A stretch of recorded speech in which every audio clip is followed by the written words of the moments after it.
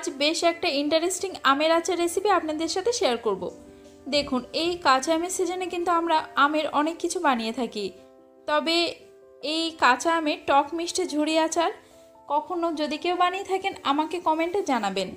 আমার রেসিপিটা সম্পূর্ণ দেখুন, বানানো খুবই সহজ, খেতেও কিন্তু দারুণ। হেসেল লাভার চ্যানেলে আপনাদের সবাইকে স্বাগত। বানাতে চলেছি কাঁচা আমের টক মিষ্টি ঝুড়ি আচার, আর তার জন্য আমি গাছ থেকে 6টা মিডিয়াম সাইজের হিমসাগর আম পেড়ে নিয়েছি। যেহেতু গাছের আম, তাই কতটা ওজন আমি সেইভাবে আপনাদের সাথে শেয়ার করতে পারছি না। যাই হোক, আমাদের গাছের এই আমগুলো কিছুটা না এই নিচের দিকটা কালো হয়ে গিয়েছে, তবে সেটুকু কেটে বাদ দিয়ে দিলাম, বাকি আমটা একদম ফ্রেশ। খোসাটা ছাড়িয়ে নিচ্ছি। আর আমি এখানে হিমসাগর আম নিয়েছি, আপনারা যে কোনো কাঁচা আম নিয়ে নিতে পারেন। সবগুলো খোসা ছাড়িয়ে আমগুলোকে কুচিয়ে নেব। দেখুন, এখনকার আমগুলো আটি শক্ত হয়ে গিয়েছে, তাই কুচানোর পদ্ধতিটা আমি এভাবে প্রয়োগ করছি, তবে আপনাদের যেভাবে সুবিধা হয় সেভাবে কুচিয়ে নেবেন। আমি এখানে দুরকম পদ্ধতিতে কুচিয়ে দেখাবো। এই পদ্ধতিটাও অনেকটাই সহজ হয়ে যাবে আপনাদের কাছে। আমি এই কাজটা ছুরির সাহায্যে করছি, তবে আপনারা চাইলে কিন্তু অবশ্যই বটি দিয়ে এটা করে নিতে পারেন। আমগুলো একদম মিহি করে কিন্তু কুচাবেন না, তাহলে ঘেটে যাবে আর এই ঝুড়ি ব্যাপারটা থাকবে না, তাই এরকম একটু মোটা মোটা রেখে কুচিয়ে নেবেন। আর আমি এখানে কিন্তু আর এক রকমভাবেও কুচাচ্ছি, আপনারা চাইলে এভাবেও কুচিয়ে নিতে পারেন। শ্বাসগুলো ছাড়িয়ে বোর্ডের উপর রেখে কুচিয়ে নিচ্ছি। লম্বাটে করে গোটা গোটা মতো করে কুচিয়ে নেবেন, আবার খুব বেশি মোটাও রাখবেন না, তাহলে গলতে চাইবে না।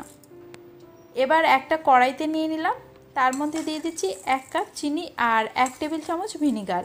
ভিনিগারটা যদি ব্যবহার করা হয় তাহলে কিন্তু আমের আচারটা পুরো 1 বছর পর্যন্ত একদম ভালো থাকবে, তবে আপনারা চাইলে স্কিপ করতে পারেন।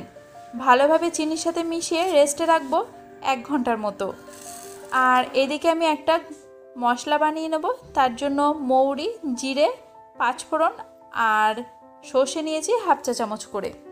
1-1.5 মিনিট মতো রোস্ট করে নিয়ে নামিয়ে নেব, ঠান্ডা হলে গুঁড়ো করব।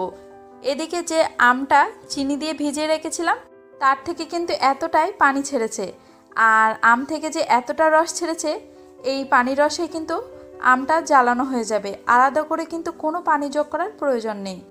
দেখুন, এখানে আপনারা হয়তো ভাবতে পারেন যে আমগুলো চিনিতে মাখিয়ে রেস্টে না রেখে যদি আমরা একেবারে জ্বালিয়ে নিই তবে কি হয়।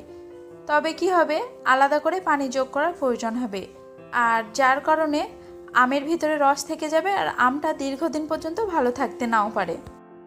আর এভাবে চিনিতে ভিজিয়ে রাখলে আমের ভিতর থেকে যে রসটা ছেড়ে যাবে তাতে রান্না হয়ে গেল, আমটাও সিদ্ধ হয়ে গেল, আর আমটা ঝুরঝুরেও থাকবে। বেশ 5-7 মিনিট জ্বালানোর পরে অর্ধেকটা পানি শুকিয়ে এলে স্বাদ মতো বিট নুন আর ভাজা মশলা 1 টেবিল চামচ দিয়ে দিলাম। তারপর আরও 10-15 মিনিট জ্বালিয়ে যখন দেখবেন এরকম রস এসেছে তখন এটাকে নামিয়ে নেবেন। এই রসটা কিন্তু একেবারে শুকিয়ে ফেলবেন না, তাহলে কিন্তু আমটা ভালো হবে না। একটু রস থাকতে এটাকে নামিয়ে নেবেন। যারা ঝাল খেতে পছন্দ করেন তারা অবশ্যই ঝাল যোগ করতে পারেন, আর চিনিটা নিজেদের স্বাদ মতো দেবেন। ঠান্ডা হলে কাচের এয়ারটাইট কন্টেনারে রাখুন, মাঝে মাঝে রোদে দিন, 1 বছর পর্যন্ত ভালো থাকবে। ভিডিওটি কেমন লাগলো কমেন্টে জানাবেন।